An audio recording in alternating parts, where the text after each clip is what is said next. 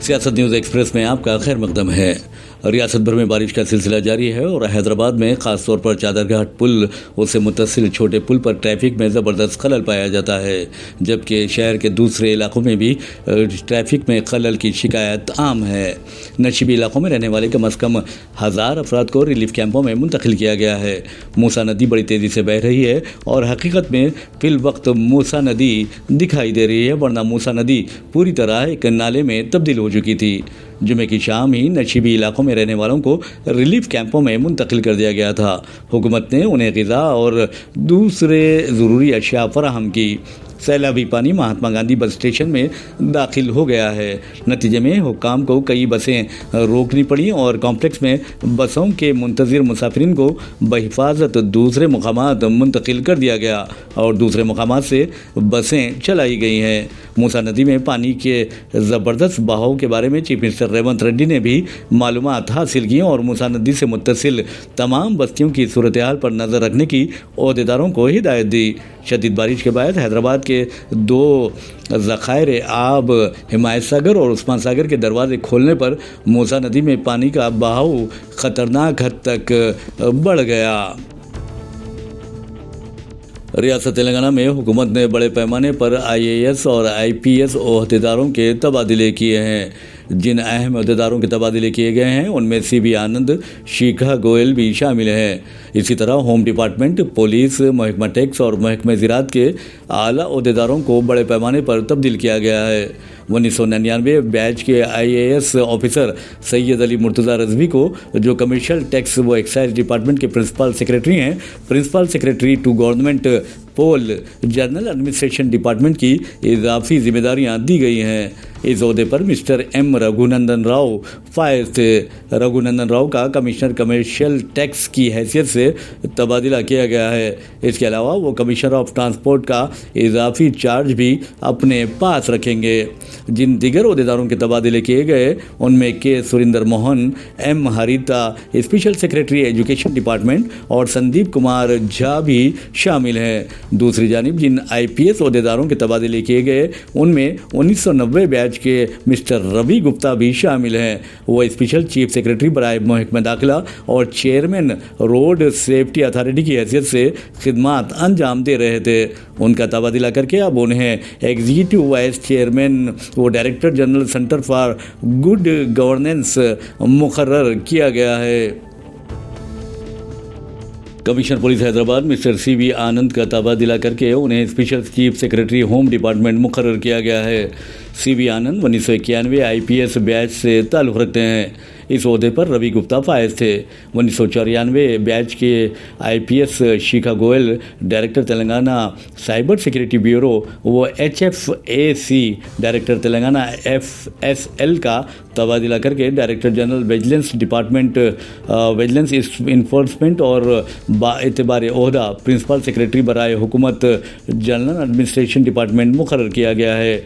वो मज़ीद अहकामात तक director Telangana cyber security bureau की इजाफी जिम्मेदारियां भी संभालेंगी।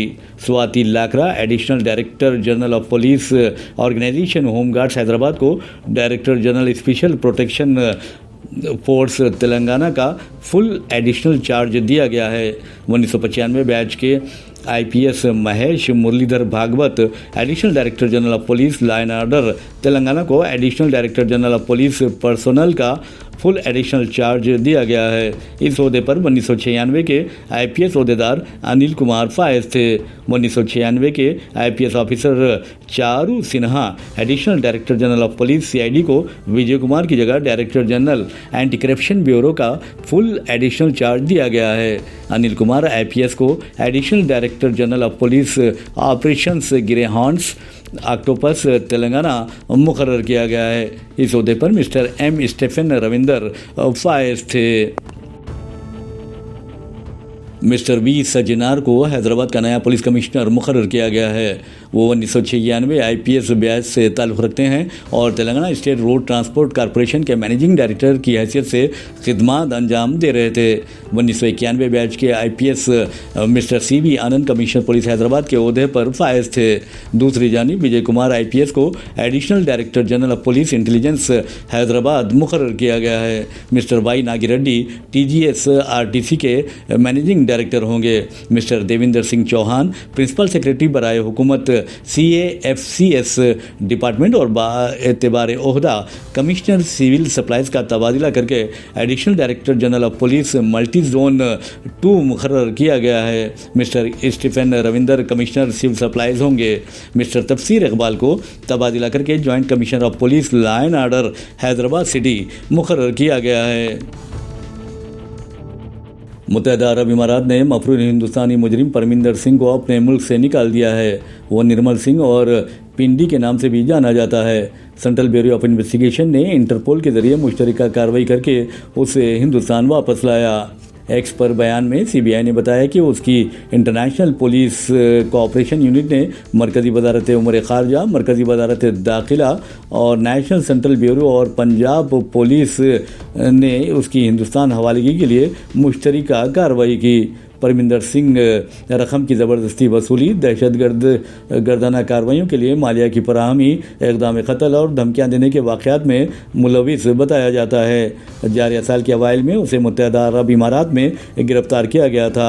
हालिया अरसे के दौरान मुनव्वर खान को कुवैत से और हर्षित बाबूलाल जैन को दुबई से हिंदुस्तान लाया गया। CBI और national central bureau for Interpol ने हालिया बरसों में 130 भगोड़ों को हिंदुस्तान वापस लाया। टीम इंडिया और पाकिस्तान कल इतवार को दुबई में एशिया कप के फाइनल में एक दूसरे का सामना करेंगे। इससे कबल दोनों टीमों ने ग्रुप मैचेस में 2 मरतबा मुकाबला किया और दोनों मरतबा ही टीम इंडिया को ज़बरदस्त कामयाबी मिली। अक्सर फाइनल मैच से कबल दोनों टीमों के कप्तान ट्रॉफी के साथ रिवायती फ़ोटो शूट करते हैं, लेकिन अब तक फ़ोटो शूट नहीं हो सका। वैसे भी इंडिया और पाकिस्तान दोनों टीमों के दरमियान तनाव की कैफियत पाई जाती है। टीम इंडिया ने पाकिस्तान के साथ खेले गए दोनों मैचेस में पाकिस्तानी खिलाड़ियों से हाथ नहीं मिलाए। हिंदुस्तान और पाकिस्तान के दरमियान 2007 से 2025 तक 15 T20 मैचेस खेले गए, जिनमें 11 मैचेस इंडिया ने और 3 मैचेस पाकिस्तान ने जीते और 1 मैच टाई हुआ है। ओहदेदारों ने बंगाल से ख़ानदान को बैरूनी बाशिंदे करार देकर बांग्लादेश रवाना कर दिया था, लेकिन इस मामले में कोलकाता हाई कोर्ट ने उस ख़ानदान को बांग्लादेश से वापस लाकर बंगाल में उसकी बाज़ाबातकारी करने का हुक्म दिया है। अदालत का कहना था कि हुकाम ने दस्तूरी हुकूक और दस्तूर में शहरियों को दिए गए तहफ़्फ़ुज़ पर गौर किए बिना उजलत का मुजाहरा करते हुए उस ख़ानदान को मुल्क से निकाल दिया। जस्टिस रीतो ब्रोतो कुमार मित्रा और तपा ब्राता चक्रवर्ती ने मरकज़ी हुकूमत को बड़ी सख्ती से हुक्म दिया कि वो 8 माह की हामिला सोनाली खातून, उसके शौहर दानिश शेख और उनके बेटे को अंदरूनी 4 हफ्ते वापस लाकर बसाएं और इस ज़िम्मन में इंडियन हाई कमीशन ढाका के साथ मिलकर काम करें। मकतूब मीडिया के मुताबिक एक और ख़ानदान को इसी तरह की सूरत हाल का सामना करना पड़ा, जिसमें स्वीटी बीबी और उनके 2 बच्चों को दिल्ली में हिरासत में लेकर सोनाली के ख़ानदान के साथ मुल्क से निकाल दिया गया। लेकिन डिवीज़न बेंच ने जो हुक्म दिया उसमें उनकी बाज़ाबातकारी का कोई हवाला नहीं दिया। अमेरिकी सदर डोनाल्ड ट्रंप ने दावा किया है कि गजा जंगबंदी और यरगमालियों की रिहाई बहुत जल्द होगी। ट्रंप सहाफ़ियों से बातचीत कर रहे थे। उनका कहना था कि वो गजा में जंग के खात्मे और यरगमालियों की रिहाई के लिए एक माहदे के करीब पहुंच गए हैं। वाज़ेह रहे कि अमेरिकी सदर और इसराइली वज़ीर आज़म नेतन्याहू की मुलाकात होने वाली है। ट्रंप का दावा है कि उनके पास गजा से मुतालिक एक डील है जिसके ज़रिए न सिर्फ जंग का खात्मा होगा बल्कि यरगमालियों की रिहाई भी अमल में आएगी। लेकिन डील के बारे में उन्होंने तफसीलात बताने से गुरेज किया। ये भी इतलात हैं कि ट्रंप और नेतन्याहू पीर को मुलाकात करेंगे।